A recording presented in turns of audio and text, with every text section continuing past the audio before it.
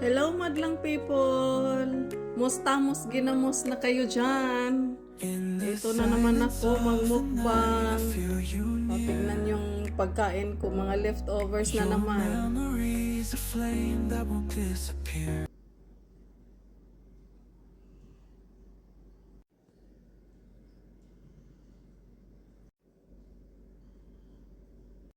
Ayan, mukbang na naman tayo sa mga leftovers. Sayang kasi, pag di natin kainin. So, ito na naman ako, disturbo sa mga walls niyo. Bahala na si Batman. Ang importante, mahalaga. Busog tayo, di ba? Okay, umpisahan na natin kumain kasi gutom na ako. Sarap.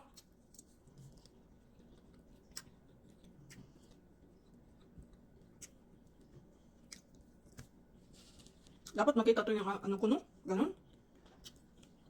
Ganonin ko na lang. Yan. Dami.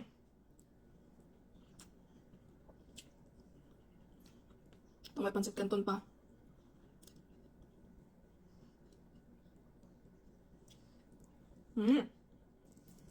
Harap. Gasa yun ba? Gasa yun. Asa kang gito pa makita gid ba? Kaya ko datong kuan nga Bisaya lang ko kaya para diretso ako ang istorya.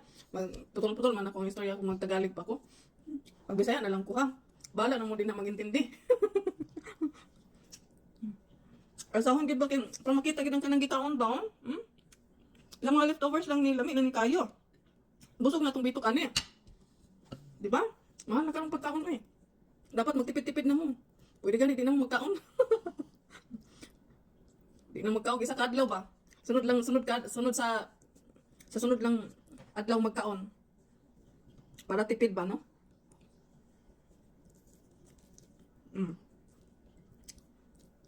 Lami akong kaon basta bangus. Pinili itong bangus. Yan na po isang gulay.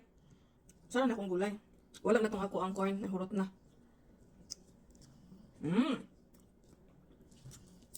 Kaon to oy, kay food is life ba ya? Food is life. Bisda kayong dako. Ayun, ulang-ulang magmukbang. Bahalag leftovers lang ng inyong kuan. Inyong food. Ayun, ulang-ulang mukbang eh. Di ba, ang mukbang, dagan kayo food. Nga to, ang mukbang gihapon eh.